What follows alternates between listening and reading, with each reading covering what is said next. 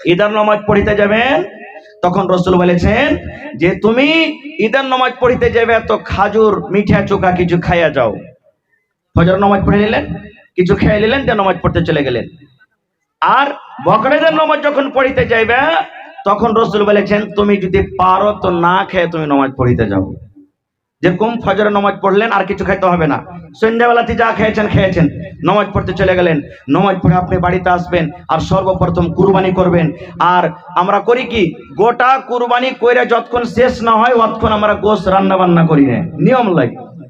কুরবানি জানোয়ার কেটে দিয়েছেন, 1 কিলো গোশত আগে দিয়ে পাঠিয়ে দেন বাড়িতে, কেন সারা গোশত বানাইতে তো সময় লাগবে, মাংস বানাইতে 1 কিলো গোশত আপনি পাঠিয়ে দেন, রান্না বান্না করবে, আইসা আপনি খেলেন। এটা হলো সুন্নাত তরিকা। কিন্তু হায়রে আফসোসের কথা, এই কাজটাকে কত মানুষ রোজা মনে করে নিয়েছে, যে কুরবানির জন্য আধখানি বেলা রোজা আছে। এটা ভুল কথা। আধখানি বেলা রোজা হয় কোনোদিন? যে ভাই আপনি ঘড়ি দেখছেন যে আজ 5:56 ইফতারি আছে, 54-55 হইতে গেল আপনি ইফতারি করেন না, আর আপনি 10টার সময় খায়ের কেটে কইছেন আমার আজ একটা রোজা হয়ে গেল। এটা কেমন রোজা? জি না, এটা সুন্নাত। কেউ যদি চাহে যে আমি করব, এটা করতে পারে, এটা করতে পারে।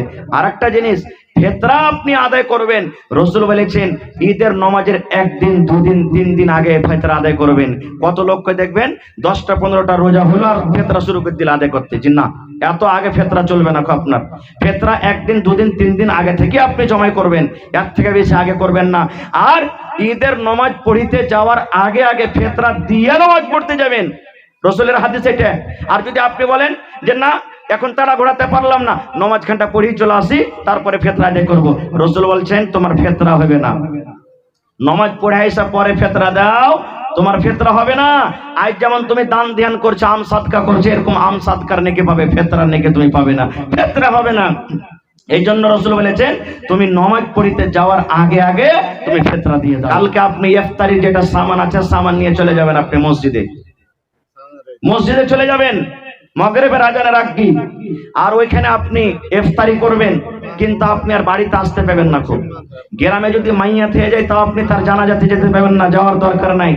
কোনো মানুষ বেমারি হালাতে থাকে, তাকে দেখার জন্য, ইয়াদাতের জন্য আপনার যাওয়ার দরকার নাই, আপনি বাড়িও যেতে পাবেন না। খুব স্ত্রীর সাথে যদি আপনি গল্প করতে চান, পর্দার সাথে আপনার স্ত্রী দেখা করতে আসে, তো আপনি গল্প করতে পাবেন তার সাথে, বাড়িও যেতে হবে না। কিন্তু হ্যাঁ, যেমন আপনার মসজিদে ল্যাট্রিন আছে আলহামদুলিল্লাহ, এবার কোন মসজিদে ল্যাট্রিন নাই, এরকম আছে না নাই? এবার পায়খানা করতে কোনটা যাবে না ভাই? তো যদি চাহে যে আমি পায়খানা করতে বাড়িতে যাবো তো যেতে পারে, আর যদি ব্যবস্থা মসজিদে থাকে তো পায়খানা মসজিদের ল্যাট্রিন করবে, বাড়িয়ে যেতে পারবে না। খানার টাইম হবে, বাড়িতে যারা লোক আছে ওরা টাইমে টাইমে পৌঁছে দিবে। এবার যদি এর কোনো মানুষ আছে যে বাড়িতে কেউ নাই, ওই একটাই আছে, তো বাড়িতে যাও খানাটা নিজে খাইতে পারবে। ওকে কতদিন থাকতে হবে? 20 রোজা ইফতারি এখানে করবে। এবার ঢুকলো যে মসজিদে, কোন একটা কোনাতে জায়গা নিয়ে নেবে, এবার 20 থাকবে, 21, 22, 23, 24, 25 করতে করতে করতে একবারে রমজানুল মুবারকের মাসের চাঁদ, ঈদের চাঁদ দেখবে। চাঁদ দেখা পর যদি ইচ্ছা করে যে আমি বাড়িতে আসবো তা আসতে পারে, না হলে ঈদের নামাজ পড়ে আইসা তখন বাড়িতে ঢুকবে। একে বলে ইতিকাফ। আর একটা আছে কি শাবে কদর। শাবে কদর কি হয়? সুবহানাল্লাহ। আল্লাহর নবীর সাহাবীরা, বড় বড় সাহাবীরা একদিন মসজিদে বসে আলোচনা করছেন যে হারে আগেকার নবীরা 1000-2000 বছর করে বেঁচেছে, মানুষ যে যত বেশি বাঁচবে অত বেশি নেকি করতে পারবে না, পাবে না ভাই? আপনারা হানা বলেন পাইবে। তো আগেকার নবীরা 1000 বছর করে বেঁচেছে, আর আমরা কি আল্লাহ 60 বছর, 70 বছর, 50 বছর যে টাইম দিয়েছে, তো ওদেরকে মোকাবিলা করতে পারবো নাকিতে? পারবো? হানা বলেন পারবো? এই গল্প সল্প করছেন। আল্লাহুস সামাদ। যেমনই এগুলা প্রশ্ন হলো, আল্লাহ রাসূল হুজরাতে বসে বসে কিন্তু সাহাবীরকে কথা শুনছেন, কথাটা তো ঠিকই। এবার আল্লাহ তাআলা জিবরিলকে বলছেন, জিবরিল যাও আমার নবীকে উত্তরটা দিয়েছো। এবার জিবরিল আমিন আইলেন, আসফার রাসূলকে বলে দিলেন, আল্লাহ রাসূল গো, আউযু বিল্লাহি মিনাশ শাইতানির রাজীম, বিসমিল্লাহির রহমানির রহিম, ইন্না আনজালনাহু ফি লাইলাতুল কদর ওয়া মা আদরাকা মা লাইলাতুল কদর, লাইলাতুল কদর খায়রুম মিন আলফি শাহর, তানাজ্জালুল মালায়েকাতু ওয়ার রূহু ফিহা বিইذনি রাব্বিহিম মিন কুল্লি আমর, সালামুন হিয়া হাত্তা মাতলাইল ফজর। মুখস্থ আছে বেশিরভাগ, আছে না নাই? ওরে আল্লাহ, কোনদিন কি চিন্তা ভাবনা করেছেন আল্লাহ কোরআনটাতে কি বলতে চান? আল্লাহ রাব্বুল আমিন জিবরিল ফেরেশতাকে বলছেন, জিবরিল রে যাও যাও, আমার নবীর সামনে প্রশ্ন দাঁড় হয়েছে, আমার নবীর সাহাবীরা তাকে প্রশ্ন করে দিয়েছে, যাও যাও তাদের জন্য একটা সুন্দর খুশখবরি নিয়ে চলে যাও, তাদের জন্য একটা মেসেজ নিয়ে চলে যাও, তাদের জন্য একটা পায়গাম নিয়ে চলে যাও। কি পায়গাম? আল্লাহ রাব্বুল আমিনের নবী এবার যখন তারপরে ওহী হলো, নবী যে সাহাবায়ে কেরামকে যখন কোরআন আয়াত শুনিয়ে দিলেন, ওরে আল্লাহ, সাহাবায়ে কেরাম শুনতে না শুনতে তাদের মুখে খুশি ফুটে গেল। নারে তাকবীর! তারা আরবি জানতেন, আরবি বুঝতেন, বুঝে নিলেন। আমরা তো সবে আরবি জানি না, নাকি জি ভাই? আল্লাহ কি বলছেন? ইন্না আনজালনাহু ফি লাইলাতিল কদর। আল্লাহ বলছেন, দুনিয়ার মানুষ রে, আমি আমার পাক পবিত্র কোরআন শবে কদর আমি নাজিল করেছি, আমি আমার পাক পবিত্র কোরআন লাইলাতুল কদর আমি নাজিল করেছি। ওয়া মা আদরাকা মা লাইলাতুল কদর। আল্লাহ নবীকে বলছেন, নবী গো, আপনি কি জানেন শবে কদর কি জিনিস? শবে কদর কাকে বলে? শবে কদরে কি হয়? আপনি কি কথাটা জানেন? আল্লাহ বলছেন আবার উত্তর দিয়ে, লাইলাতুল কদরে খায়রুম মিন আলফি শাহর। শবে কদর হলো 1000 মাস থেকে উত্তম আফজাল। 1000 মাস আপনি মোবাইলে দেখবেন কলকাতার করে 83 বছর 4 মাস হয়। 83 বছর 4 মাসকে 1000 বছর 1000 মাস বলা হয়। এরে মুসলমান, আল্লাহ রাব্বুল আলামিন সে শবে কদরে এত নেকি দিয়েছেন, লাইলাতুল কদরে এত ফজিলত দিয়েছেন, যারা লাইলাতুল কদর পাবে 83 বছর 4 মাস ইবাদত বندگی করে জানে কি হবে? আল্লাহ রাব্বুল আলামিন একটা রাতে কতখানি নেকি দান করবেন। সুবহানাল্লাহ। কত বছর? 83 বছর 4 মাসের নেকি। কিন্তু আমরা তো সেই রাত্রে নাকে আর কানে তেল দিয়ে আমরা শীত থাকবো। যাইবে কে? ওই ছোট ছোট বেটি ছেলেগুলা জাগবে। আপনাকে গ্রামে আছে কিনা, কেমন কে জাগছে না জাগছে? ওই ছোট ছেলেগুলা জাগবে যার এখানে গুনাহ হয়নি। আর বিস্কুটের পকেট ওরে আল্লাহ দিন থেকে চান্দা করবে ওরা, নাকি দিন থেকে চান্দা করবে। ছেড়ে যাও, একটা উৎসাহ তো ভিতরে আছে। আমরা বড় মানুষ যাবো না খুব। রে মুসলমান, বলবেন মাওলানা সেই রাতটাতে কি হয়েছে মাওলানা? ওরে আল্লাহ, আল্লাহ রাসূল বলেছে যেদিন শবে কদর হবে, যেদিন লাইলাতুল কদর হবে, সেই রাত্রি আল্লাহ রাব্বুল আমিন জমিনের উপরে এত ফেরেশতা দিবেন, এত ফেরেশতা পাঠাবেন। আল্লাহ রাসূল বলেছেন, মনে হয় এই জমিনের উপরে, জমিন থেকে নিয়ে আকাশ পর্যন্ত কোনো এমন জায়গা নাই যে জায়গাতে সেই রাত্রে আল্লাহর ফেরেশতারা থাকে না। এত ফেরেশতা আছে। ওয়ার রূহ, জিবরিল আমিন তাও আছে। কি নিয়ে আসবে? মিন কুল্লি আমর, সমস্ত আল্লাহর হুকুম নিয়ে তারা সে রাত্রে আসবে। সে রাত্রে যদি আপনি বলেন, আল্লাহ আমার একটা সন্তান হয় না, আল্লাহ জি 10 বছর হয়ে গেল বিয়ে, আল্লাহ তুমি একটা সন্তান দান করো। বন্ধুরি, সেই যদি শবে কদরের রাত হয়, আল্লাহ রাব্বুল আলামিন সেই রাতে আপনার দোয়া কবুল করবেন। আল্লাহকে যদি কান্দা কান্দা বলেন, মাবুদ 11 মাস কত আল্লাহ জেনা ব্যভিচার করেছি, চুরি করেছি, যা ডাকাতি করেছি, কত নামাজ ছেড়েছি, আল্লাহ তোমার নাম হলো গাফফার, তুমি মাফ করনেওয়ালা। মাবুদ রে, তুমি আমার জীবনের গুনাহকে আল্লাহ মাফ করে দাও। আল্লাহ জীবনে এত গুনাহ করেছি, পাপ করেছি, আল্লাহ দুনিয়ার কোনো মানুষ জানতে না পারতে গেলে আল্লাহ তুমি আমার গুনাহ কথাটা জানো। আল্লাহ তুমি আমার গুনাহটাকে আল্লাহ তুমি মাফ করে দাও। এরকম ভাবে আল্লাহ রাব্বুল আলামিনের কাছে যদি আপনি চাহেন, আল্লাহ রাব্বুল আলামিন আপনার দোয়া কবুল করবেন। এবার বলবেন, মাওলানা শবে কদর কতক্ষণ থাকে? 1 ঘন্টা থাকে, 1 ঘন্টা থাকে, 2 ঘন্টা থাকে, 10 মিনিট থাকে, 5 ঘন্টা থাকে, কতক্ষণ থাকে? আল্লাহ বলেন, হাত্তা মাতলাইল ফাজরি, সূর্য ওঠা পর্যন্ত শবে কদর থাকে। কত মানুষকে দেখবেন, আরে শবে কদর এক চোখের পলকে চলে যাবে, এরকম শুনেছেন না? এগুলা ভুল কথা। আল্লাহ বলছেন ফজর পর্যন্ত থাকবে। কিন্তু হ্যাঁ, শবে কদর সবাই দেখতে পাবে না ভাই, সবাই জানতে পারবে না। শবে কদর দেখার জিনিস নয়, সবাই বুঝতে পারবে না খুব। সাহাবায়ে কেরাম বলছেন, হুজুর শবে কদর যখন হবে তা আমরা কেমন করে বুঝবো যে আজ শবে কদর হলো? ওর কিছু আলামত তো হওয়া চাই।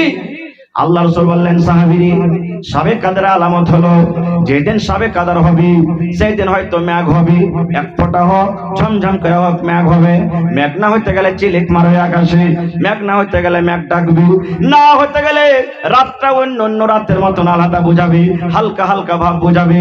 এবার রাসূল বলছেন, সাহাবীরা, এবার যখন সকালবেলাতে সূর্যটা উঠবে, সূর্যটাতে তাপ হবে না, সূর্যটাতে এরকম ভাবে ভোল্টেজ হবে না যেমন অন্য অন্য দিন হয়, তখন তোমরা বুঝে নেবে আজকে শাবে কাদর। এই কথাটা যখন শুনলেন, আল্লাহর নবীর স্ত্রী মা আয়েশা রাদিয়াল্লাহু তাআলা নবীকে প্রশ্ন করে দিলেন, হুজুর, আমি যদি জানতে পারি আজকে শাবে কাদর, আমি যদি বুঝতে পারি আজকে শাবে কাদর, তাহলে ওই টাইমে কি দোয়া করব, ওই টাইমে কি চাইবো গো নবীজি? নবী বললেন, বিবি রে, শাবে কাদর যখন তুমি পাবে, শাবে কাদর যখন তুমি জানতে পারবে, তখন এই দোয়াটা তুমি পড়বে, আল্লাহুম্মা ইন্নাকা আফুন তুহিব্বুল আফওয়া ফাআফু আন্নী। এটা শাবে কাদরের দোয়া। পড়েন আমার সাথে, আল্লাহুম্মা, পড়েন, আল্লাহুম্মা ইন্নাকা আফুন তুহিব্বুল আফওয়া ফাআফু আন্নী। এই দোয়াটার মানে কি? আল্লাহুম্মা, এ আল্লাহ, ইন্নাকা আফুন, আল্লাহ তুমি হলো মাফ করনে वाला, তুমি হলো ক্ষমা করনে वाला, তুহিব্বুল আফওয়া, আল্লাহ যাকে তুমি মাফ করো আল্লাহ তাকে ভালোবাসো, আল্লাহ যাকে তুমি মাফ করো ক্ষমা করো তাকে তুমি ভালোবাসো, ফাআফু আন্নী, আল্লাহ আমি তোমার গুনাহগার পাপী খাতাকার বান্দা, আল্লাহ তুমি আমাকে মাফ করে দাও। এই দোয়াগুলা মাঝে মাঝে পড়বে। এবার বলবেন, হাজী মাওলানা শাবে কাদর জাগবো কেন করে? এখনকার শাবে কাদর জাগছে, আমরা যে জাগছি শুধু কোরআন তেলাওয়াত করা, শুধু কোরআন তেলাওয়াত করা, শুধু কোরআন পড়া। জি না, কোরআন তো পড়বেন, পড়তে হবে, কিন্তু নিয়ম যেভাবে জাগার সেভাবে আমাকে আপনাকে জাগতে হবে। শিখালেন, আজকে শিখাচ্ছি, এই যে কালকে থেকে না জাগতে হবে, দিন যাওয়ার পরে। শাবে কাদরের রাত হলো 5টা, একটা 20 রোজার পর 21 রোজার রাতে, 22 যাওয়ার পর 23 রোজার রাতে, 24 যাওয়ার পর 25 রোজার রাতে, 26 যাওয়ার পর 27 রোজার রাতে, 28 যাওয়ার পর 29 রোজার রাতে, 5 দিনের মধ্যে এক রাত শাবে কাদর আছে। ভাই আমার, তাহলে এই 5টা রাত জাগবেন কেমন করে? সবাই কি বলছি জাগবেন ভাই, কে জানি কখন আল্লাহ কার কোন আমলটাকে কবুল করবেন সেটা আল্লাহ জানেন। যেদিন আপনি শাবে কাদর জাগবেন সেদিন এশারের নামাজ পড়বেন আর 2 রাকাত সুন্নাত পড়ে বাড়ি চলে আসবেন। আপনি জরুরি নয় যে আপনাকে মসজিদে জাগতে হবে শাবে কাদর, বার তো আপনি জাগতে পারেন, ছাদের পরে জাগতে পারেন, নিজের বাড়িতে আপনি জাগতে পারেন, যেখানে আপনার সুবিধা হবে আপনি জাগতে পারেন। এবার কি করবেন?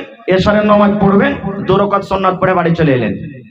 আসার পর যদি আপনার ইচ্ছা হয় যে 1 ঘন্টা আরাম করবো, গোটা রাত জাগতে তো হবে, তা আপনি আরামও করতে পারেন। আর যদি বলেন না আমি আরাম করব না, তাহলে আপনার ব্যাপার। এবার আপনি কি করবেন? কোরআন মাজিদ পড়িতে লাগেন। বলবেন, হাজী মাওলানা আমি যে কোরআন পড়িতে জানি না, আছে না এরকম মানুষ, জানি না, তা আপনি শুনেন, যারা পয়সা পড়ছে ওরকে শুনেন। এবার বলবেন, হাজী মাওলানা আমার বাড়িতে কেউ জানে না কোরআন, কাকে শুনবো? কেউ যদি না জানে তা আপনি উজু টুজু করে নেন, আর উজু টুজু করে নামাজ চালু করে দেন আপনি। এবার নামাজ, তারাবির নামাজ কয় রাকাত? জোরে বলেন। আর তাহাজ্জুদের নামাজ, তাহাজ্জুদের নামাজ 8 রাকাত। অন্য মাসে যেটা তাহাজ্জুদ, রোজার মাসে ওইটা নামাজের নামই হলো তারাবি।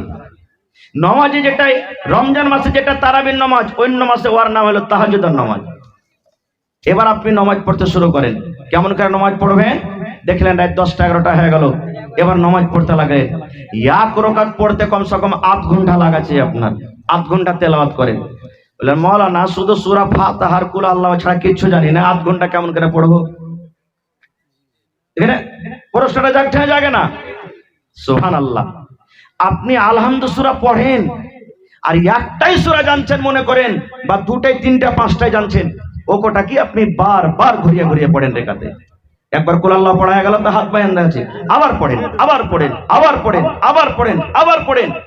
পড়তে পড়তে যখন দেখবেন যে আপ খাসতে গেছে, 15-20 মিনিট হয়ে গেছে, তখন আপনি রুকুতে যান। রুকু দোয়া পড়েন, পড়িতে আছেন, পড়িতে আছেন, পড়িতে আছেন, পড়িতে আছেন, যত পারবেন পড়িতে থাকেন রুকুর দোয়াটাকে।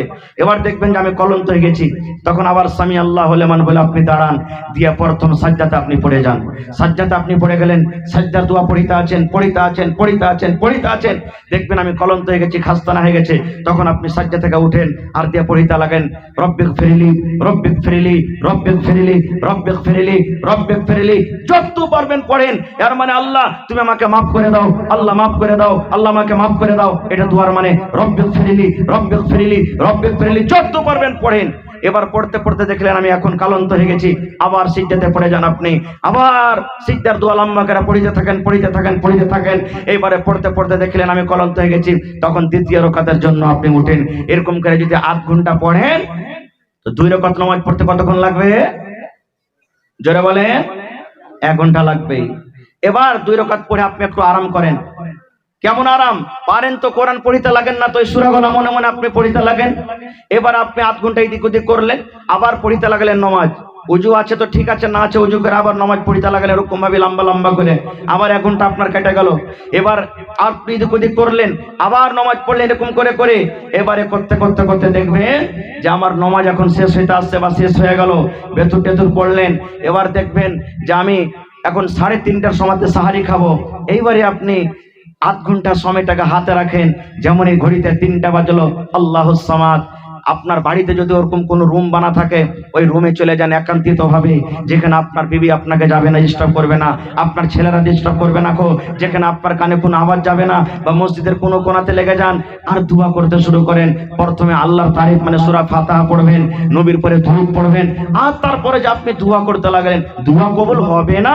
আল্লাহ তুমি আজ দোয়া কবুল করো, আল্লাহ তোমাকে আজ মাফ দিতেই হবে। আল্লাহ তুমি মাফ না দিবে তো কে দিবে? আল্লাহ আমরা যে পাপী গুনাহগার বান্দা, আল্লাহ কার কাছে আমরা মাফ চাবো? আল্লাহ তুমি মাফ চাও।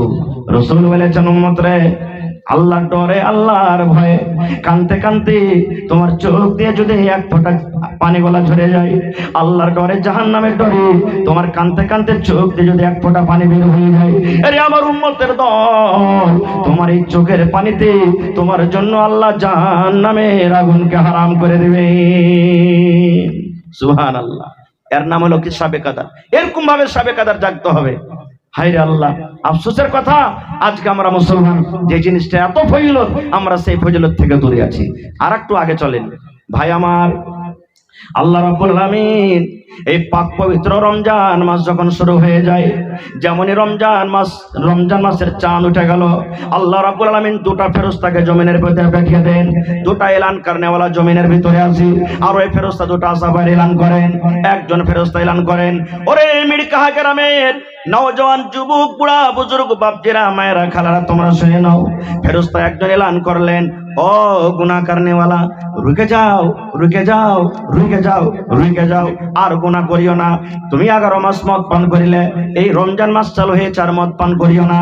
11 মাস তুমি তাস খেলেছ, রমজান চালু হয়ে গেছে আর তুমি তাস খেলিও না। এই গুনাহ করনেওয়ালা, পাপ করনেওয়ালা, 11 মাস তুমি নামাজ ছেড়েছো, এই রমজান মাস চালু হয়েছে, খবরদার তুমি আর নামাজ ছাড়িও না। যারা পাপ করেছো, গুনাহ করেছো, রুকে যাও, রুকে যাও, রুকে যাও, তুমি আর গুনাহ করিও না।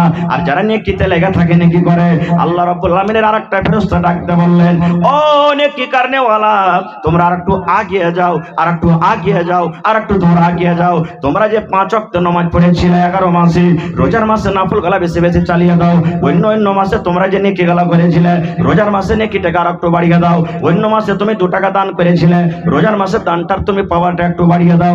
অন্য মাসে তুমি তাহাজ্জুদ পড়িতে পারো নাই, রোজার মাসে তুমি তাহাজ্জুদের নামাজটা বেশি পড়ো, একটুখানি তুমি এগিয়ে যাও।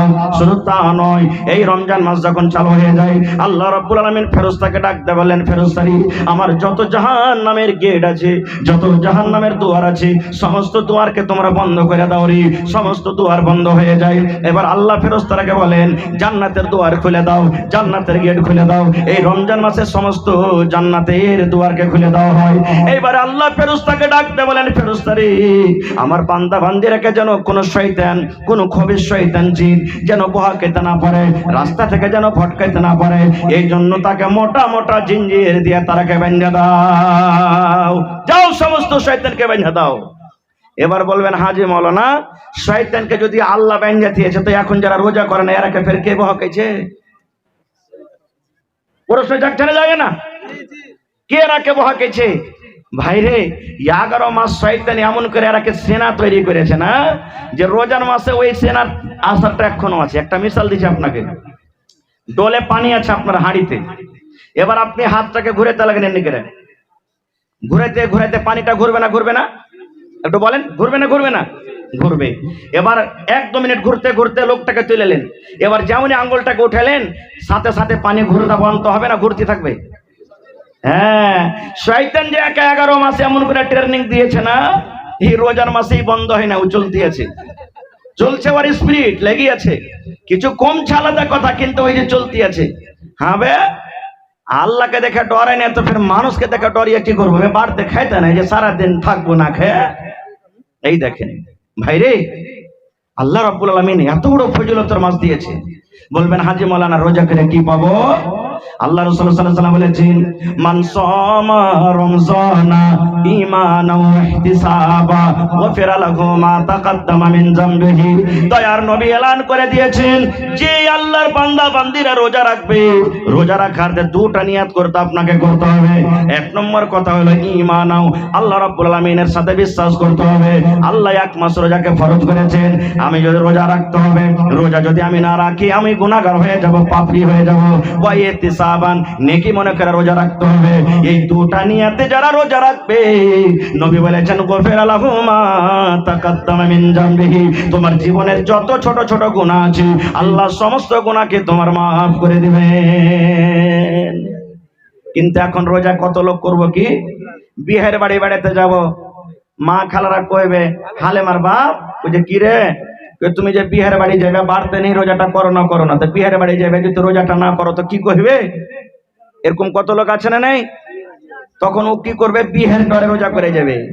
আল্লাহ বলবেন এগুলা রোজাতে তোমার কাম দিবে না রে বান্দা। আল্লাহ বলছেন ফাওয়াইলুল লিল মুসাল্লিন, ওই নামাজীরা ওয়াইল জাহান্নামে যাবে, ওই নামাজীরা নামাজ পড়ে ওয়াইল নামে জাহান্নামের ভিতরে যাবে। বলবেন হাট, মাওলানারা বলছেন যে নামাজ পড়ো, আর আপনি ফের বলছেন যে নামাজ পড়ে ওয়াইল জাহান্নামে যাবে। জি, নামাজ পড়ে ওয়াইল জাহান্নামে যাবে। তবে হাজী মাওলানা এত বড় মসজিদ বানিয়ে কি করবো তাহলে? দান যে দিচ্ছে এত কষ্ট করে, কোন নামাজীরা যাবে? আল্লাহ বলেন আল্লাযীনা হুম ইউরাউন, যারা মানুষকে দেখে নামাজ পড়ে, জীবনে নামাজ পড়ে না। বিহাই নামাজি পেয়েছে, বিহাই এসেছে বাড়িতে, এবার বিহার সাথে সাথে ওযু করে মসজিদের ভিতরে চলে গেল। আল্লাহর ডরে এটা নামাজ হলো না রে ভাই, এটা বিহাইয়ের ডরে নামাজ হলো। আল্লাহ বলছেন এরকম নামাজিরা ওয়াইল্লাহ জাহান্নামে যাবে। আপনি রোজা রেখেছেন, আপনি রোজাও রাখেননি, কত ভাই দেখবেন মাগরিবের নামাজ পড়িতে চলে যায়, যদি নামাজ না পড়িতে যায় হবে হাজি কি কইবে, মুলবি কি কইবে, খতিব কি কইবে, মডল কি কইবে, ইশালা রোজা করেনি বলে নামাজ খানটা পড়িতে আসে না। চল চল চল, কমসে কম দেখি আসি লোককে মাগরিবে নামাজ খানটা পড়িলি, যাতে লোক বলে যে রোজা করেছে। আল্লাহ বলছেন এরকম নামাজিরা ওয়াইল জাহান্নামের ভিতরে যাবে। এই মতো বন্ধুরে, লোক এখনো রোজা করতে গেলে আল্লাহ গুনাহ মাফ করবে না। আল্লাহ রাব্বুল আলামিনকে রাজি করার জন্য, নেকি মনে কইরা আল্লাহকে সন্তুষ্টি করার জন্য যারা রোজা রাখবে, এরকম রোজাদারের আল্লাহ জীবনের ছোট গুনাহকে মাফ করে দিবে। আর কি নেকি আছে? ওরে আল্লাহ, আজ আপনি 10,000 দান করে দিলেন, নেকি দিবেন কে? ফেরেশতা। কে নেকি দিবেন? কে নেকি দিবেন? ফেরেশতা নেকি দিবেন। নামাজ পড়বেন কে? ফেরেশতা নেকি দিবে। আপনি হজ করতে যাবেন, ফেরেশতা নেকি দিবে। কোরআন তেলাওয়াত করবেন, ফেরেশতা নেকি দিবেন। দান করবেন, ফেরেশতা নেকি দিবে। মা বাবার খিদমত করবেন, ফেরেশতা দিবে। প্রত্যেক কাজে কাজে ফেরেশতারা নেকি দিবে। কিন্তু রোজার যখন বাড়িটা এলো, রোজার যখন নেকির কথা এলো, আল্লাহ রাব্বুল আলামিন ফেরেশতাকে ডাক দিয়ে বলছেন, ফেরেশতারি ফাইন্নাহু লি ওয়া আনা আজজি বিহি, এই রোজাটা হলো আমার জন্য রে ফেরেশতা, তোমরা দূরে চলে যাও, দূরে চলে যাও। তোমরা রোজার বদলা দিতে পারবে না, তোমরা রোজার নেকি দিতে পারবে না, কারণ রোজা হলো আমার, ওয়া আনা আজজি বিহি, এবং আমি আল্লাহ তাবারাক ওয়া তাআলা রোজার নেকি দান করব। কত আল্লাহ দিবেন সেটা আল্লাহ জানেন। আল্লাহ কিয়ামতের দিন প্যাক করে সুন্দর করে আপনার হাতে দিবেন, বান্দারে আমাকে না দেখে বিশ্বাস করে তুই যে রোজা করেছিস, তুই ইচ্ছা করতে গেলে লক করে পানি পান করতে পারতি, ইচ্ছা করতে গেলে নদীতে তুই ডুব মেরা পানি করতে করতে কেউ দেখতো না, কিন্তু যখন তুই আমার উপরে বিশ্বাস করে রোজা রেখেছিস, আমি আল্লাহ যা কি বদলা দিব জানেন? আল্লাহুস সামাদ। জান্নাতের ভিতরে 8টা দুয়ার আছে রে ভাই। কয়টা দুয়ার আছে? 8টা দুয়ার জান্নাতের ভিতরে আছে। যারা নামাজ পড়বে নামাজের দুয়ারে যাবে, রোজা রাখবে রোজার দুয়ারে যাবে, হজ করবে হজের দুয়ার দিয়ে যাবে, যাকাত দেবে যাকাতের দুয়ার যাবে। এই করে করে একটা দরজার নাম আছে, গেটের নাম আছে আর রায়ান। কি আর রাইয়ান। ওইখান দিয়ে কারা যাবে? যারা রোজা করেছে তারা যাবে। ওই গেট দিয়ে যারা হজ করেছে তারা যাবে না। ওই গেট দিয়ে যারা নামাজ পড়েছে তারা যাবে না। ওই গেট দিয়ে যারা দান করেছে তারা যাবে না।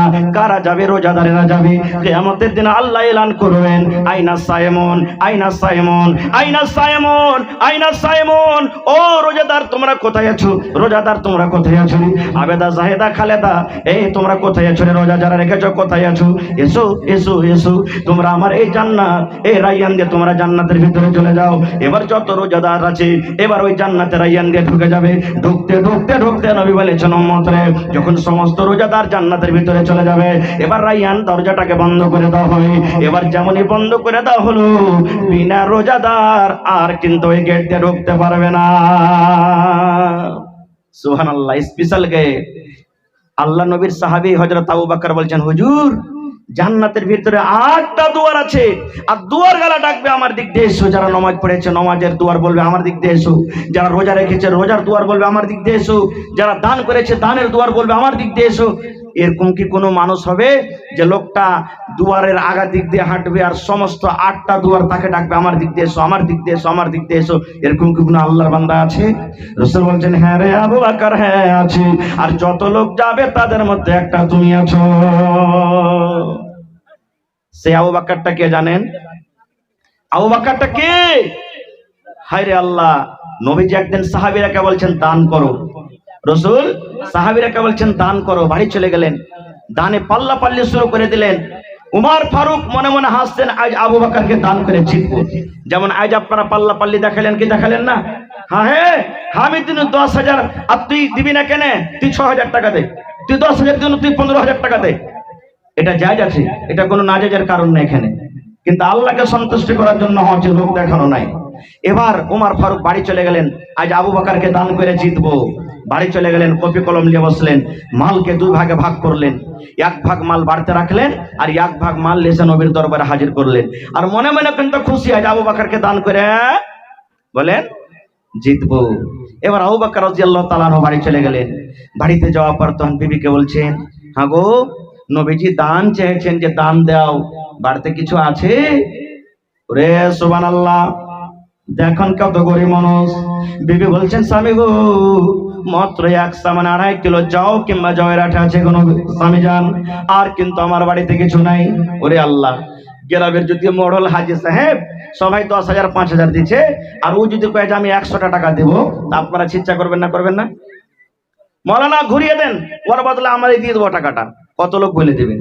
হযরত আবু বকর সাহাবীর মধ্যে বড় সাহাবী বলছেন, আল্লাহ, উমর উট, উসমান গানি ঘোড়া, উট, ছাগল, বকরি, সোনা চাঁদি সব দান করলে, আর সামান্য একটা আমি নিয়ে কেমন করে যাব?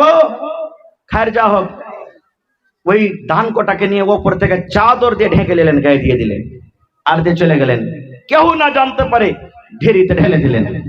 মানুষ কহে যেখানে রাইত হয় বাঘের ডর হয়, যে যেখানে পালাবো যেখানে রাইত হবে কিংবা গাড়ি খারাপ হবে, নাকি? ডাকাতের যেখানে ডর আছে, যেখানে তাড়াতাড়ি করে পালাবো যেন ডাকাত ছিনতাই না করে, ওখানে রাইত হবে কিংবা গাড়ি খারাপ হবে। তো আবু বকর রাদিয়াল্লাহু তাআলা বললেন যে কাউকে জানাবো না, আমি ঢেলে দেবো ঢেরিতে। এবার রাসূল হাজিরি শুরু করে দিলেন। হে উমর, তুমি কি দিয়েছো বাবা? নবী গো, মালকে 2 ভাগ করে 1 ভাগ বাড়িতে রেখেছি, 1 ভাগ দিয়ে দিয়েছি। এই করতে করতে আব্দুর রহমান, তুমি কি দিয়েছো? নবী গো, আমি 1000 কিলো খাজুর দান করে দিয়েছি। নবী বলছেন, আবু বকর তুমি কি দিয়েছো বাবা? আজকে কি তুমি দান করেছো?